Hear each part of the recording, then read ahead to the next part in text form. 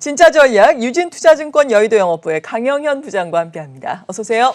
안녕하세요. 네, 일단 미국 증시가 최근에 상당히 좋아요. 그 네. 배경 그리고 더 갈 것인지 어떻게 보고 계신지 궁금하거든요. 네, 나스닥, S&P까지 그 미국에 있는 월스트리트 네. 전문가들 중에 조금 저희들이 표현할 때 여의도에서 표현할 때 이제 헛기침 좀 한다라고 하는 사람들이 대체적으로 얘기하는 거 앞으로 한 30% 더 갈 걸이라고 얘기를 하고 있습니다.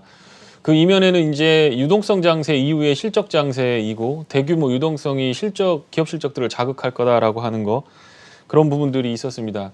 지지난주에 확인했던 부분은 10년물 국채 금리가 올라가면 나스닥은 빠진다라고 하는 거고 실물 경제를 자극했을 때 수혜를 보는 업종으로 돈들이 흘러 들어간다라고 하는 건데 지난주에는 정반대 현상이 있었죠. 그 10년물 국채 금리가 빠지면서 나스닥 팡마라고 하는 거죠. 그동안 우리가 알고 있었던 주식들이 대체적으로 독점적 지배력을 갖고 글로벌리하게 장사를 잘하는 기업들이 주가가 좋았다라고 하는 거가 핵심입니다.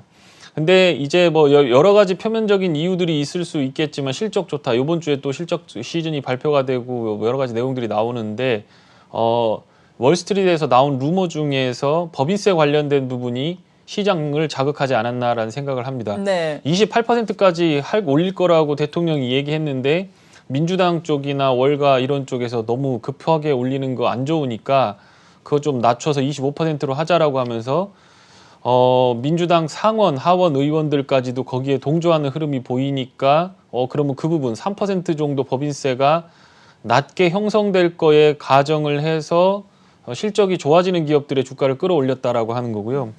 실제로 제가 신재생 에너지부터 바이오, 그다음에 하이테크, 4차 산업 이런 관련된 주식들을 다 솔팅 해놓고 보고 있는데 실제로 그 성장성은 좋지만 실적이 안 나오는 주식들은 주가가 올라가지 못하고 밑으로 빠지고 있다라고 하는 겁니다.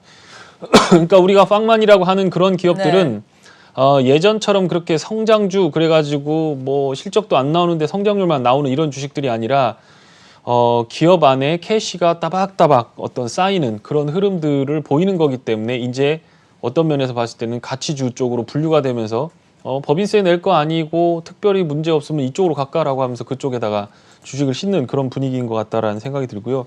그러니까 이제 시장 지수 같은 거에 예측하는 거 실제로 지수는 많이 올랐는데 종목들, 업종들에 대한 수익률 체감은 굉장히 낮은 그런 시장이 미국 시장이었다, 지난주 시장이었다 이렇게 보시면 될 것 같고요. 네.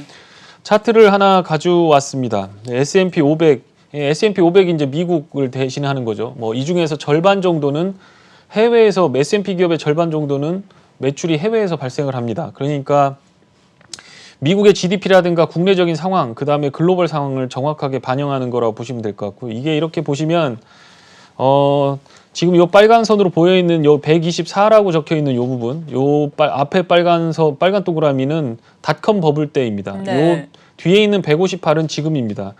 이건 어떤 거냐면 요 빨간색으로 일직선으로 그려놓은 거, 추세적으로 이렇게 쭉 상승한다는 거예요. 물가도 반영하고 경제 성장률도 반영하고 미국이 좋으니까 쭉 반영하는 거에서 표준 편차를 구한 겁니다. 그러니까 이 장기 추세 곡선에서 얼마나 많이 슈팅이 나왔는가라고 봤을 때 닷컴 버블이 124인데 지금 158이라는 겁니다. 그러니까 세상이 변해도 한참 변해서 예측할 수 없는 정도로 변할 거다라고 하는 거를 증시에서 반영하든가 아니면 엄청난 과열이든가 둘 중에 하나다라고 하는 거고요. 네. 그 부분에 대해서 결론은 투자자들께서 선택을 해보시는 게 필요한 과정인 것 같다라는 생각이 듭니다. 악재라고 하는 부분을 찾아봐야 되는데 지난주에 그 생산자 물가지수가 튀었습니다. 보통 그렇게 되면 10년물 국채가 오르면서 금리 상승에 대한 부담감을 가지고 장이 좀 침착해지는 분위기가 있는데 그거에 대해서마저도 이거 오래 가는 거 아니야, 금방 끝날 거야 라고 하고 있는 부분인데 뒷단으로 가보면 원자재 가격 중에서 구리 가격은 4.2불 이렇게 올라가고 있고 유가도 빠지지 않고 있고 밀값, 옥수수값, 대체적인 근원 물가를 자극할 수 있는 식료품이나 에너지라든가 원자재 가격, 철강 가격은 열연 철강 가격 기준으로 해서 사상 최고치입니다. 그러니까 B2B를 자극할 수 있는 부분의 물가는 다 오르고 있는데 생산자 물가 올랐지만 괜찮아, 소비자 물가 안 오를 거야 라고 하면서 주가 땡기고 있는 상황이니까 전통적으로 뭐 경제나 경영을 공부해서 주가를 예측하려고 하는 사람들 머릿속은 이게 지진이 나는 거거든요. 그러니까 어쨌든 간에 눈으로 확인해야 됩니다. 여기서 과열이 됐다라고 해서 바로 부러지는 건 아니겠지만 지금 미국 증시의 상태를 정확하게 좀 현실을 인식하고 거기에 베팅이 들어가는 게 맞는 것 같다. 이렇게 정리를 해드리면 될 것 같습니다. 네. 그래도 뭐 연준 인사들의 발언을 보자면은 경기 회복되는 과정에서 이렇게 물가 상승하고 인플레이션이 오르는 것이기 때문에 이러한 부분은 어느 정도 용인을 하겠다. 이렇게 또 이야기가 나오면서 네. 시장을 어느 정도 안정화시키는 거잖아요. 네, 맞습니다. 이번 주에도 또 파월 연준 의장의 발언도 있고 여러 가지 또 이제는 또 네. 미국에서도 금융주가 실적 발표를 하게 그렇습니다. 되는데 예. 시장의 기대를 좀 넘어설까요? 네, 여태까지는 대체적으로 기대치를 70~80%는 다 넘어섰습니다. 네. 그러니까 뭐 너무 약하게 봤다. 이거 생각보다 미국 경제 강한데 이런 식의 반응들이 계속해서 나오고 있다라는 거고 심지어 불리시하게 봤던 사람들의 목표치까지도 넘어서고 있는 상황이기 때문에 그 부분을 한번 보셔야 됩니다. 백악관에서 반도체 회사들 다 들어오라고 했습니다. 지금 자동차 생산 라인들 다 서고 있으니까 삼성전자도 들어오고 글로벌 플레이어들 다 들어와서 여기 미국에다가 반도체 공장 지을래? 아니면 물건 못 팔게 이거 막을까? 이렇게 지금 얘기를 하고 있는 것 같고 그게 오늘 정도 나올 겁니다. 그러면 아마 한국에서도 그 정도 문제는 우리가 해결해 주겠으니까 이거 주십시오라고 하면서 오스틴 공장에 대한 증서를 얘기하고 올 가능성이 상당히 높고 내일은 또 연준 위원들 그러니까 뭐 우선순위에서 연준 의장보다 조금 밀리는 사람들이 발언을 할 겁니다. 그중에 이제 매파라고 볼 수 있는 사람들의 의견을 조금 종합해서 봐야 될 것 같은데 공통적인 의견은 그렇습니다. 물가 조금 오르더라도 지금 상황이 물가 걱정할 때 아니니까 괜찮을 거야라고 하면서 어떻게든 좀 시장에 위안을 주려고 할 것 같고요. JP모건이라든가 금융주들 실적이 상당히 많이 발표될 것 같습니다. 여기서 눈여겨봐야 될 부분은 앞으로의 전망치입니다. 이 사람들이 앞으로 우리가 채권 보유하고 있는 잔액이라든가 앞으로 금융주의 실적 자체가 금리 상승에 따른 수혜를 많이 볼 것 같다라고 예상을 하는지 아니면 금리 상승은 이제 물 건너갔고 물가는 뭐 이 수준에서 크게 벗어나지 않을 거기 때문에 주식시장 쪽에서 IB 쪽에서 혹은 뭐 이런 쪽에서 수혜를 볼 거다라고 얘기를 하는지 그거에 대한 컨퍼런스가 중요한 어떤 이슈가 될 것 같다. 이렇게 좀 정리를 해드리면 될 것 같습니다. 네. 그리고 국내 증시 같은 경우에도 앞서 말씀드린 것처럼 그래도 꾸준하게 조금씩이라도 올라오면서 어느 정도 박스권 상단 부근까지 가 있는 상황입니다. 네. 이런 가운데 연기금은 계속해서 팔자에 나섰었는데 이 국민연금의 국내 주식 비중 허용 한도가 1%포인트 늘어남에 됨에 따라서 또 한 8조 6천억 원 정도 여유가 생겼다. 이런 네. 얘기 나오잖아요. 정말 그렇다면 시장에 긍정적인 수급에 영향을 미칠 수 있을까요? 어느 정도 수준으로 해석을 해야 되는 건가요? 8조면 상당히 큰 돈이긴 한데 그건 그렇죠. 뭐 예. 사실 뭐 100조라고 하는 돈이 주식이 있다라고 하면 그 중에서 외국인들이 한 30% 갖고 있고 네. 대주주가 30~40% 갖고 있고 실제적으로 유동하는 물량들은 250조, 300조밖에 안 되는데 그 중에서 8조를 이렇게 네. 쥐어준다라고 하는 거니까 상당히 큰 겁니다. 그런데 이게 조삼모사인 게 네. 이제 기계로 파는 거, 기계로 자동으로 팔 수 있는 것들에 대해서 비중을 조금 늘려준 거고요. 알고리즘으로. 예. 그래서 이제 일정 비중에 닿으면 자동으로 그냥 다 매도를 나가게끔 한 부분에 대해서 1% 정도 유도를 주고 여기에 대해서 택티컬하게 우리가 조정할 수 있는 부분이 3%였는데 그거를 2% 줄여서 두 개를 합치면 5%가 맞는데 네. 앞에 걸 3으로 하고 뒤에 걸 2로 하느냐 앞에 걸 2로 하고 뒤에 걸 3으로 하느냐 요 차이를 바꿔준 거기 때문에 어쨌든 간에 정성적으로 생각했을 때 이거 시장은 좋은데 우리만 너무 연기금이 이거 시장에다 파티 푸퍼가 되는 거 아니냐라고 하면서 여기다 재 뿌리는 거 아니냐라고 했을 때 1% 정도는 뒤로 쥐고 있을 수 있게끔 어떤 여지를 줬기 때문이다라고 하는 거고요. 그래서 예전처럼 장은 좋은데 계속 일정 수준에서 매도가 떨어지는 부분에 대해서는 조금 여지를 뒀다라고 하는 거. 그러나 그 전체 총 비중은 크게 달라진 게 없다라고 하는 네. 거가 어떤 그런 생각이고요. 삼성전자 실적 발표 9.3조 원 했는데 시장의 위스퍼라고 하는 건 10조 넘어간다라고 하면서 막 사들어갔었던 부분들이 실망 매물이 떨어지면서 조금 빠졌습니다. 2분기, 3분기로 가면서 이제 본격적인 디램 랠리가 나올 거다라고 하면서 보고 있는데 하이닉스가 삼성전자에 비해서 조금 강했던 부분들을 고려해 보신다면 디램 쪽의 방향성을 시장이 어떻게 보고 있는가에 대해서 생각을 하실 수 있을 겁니다.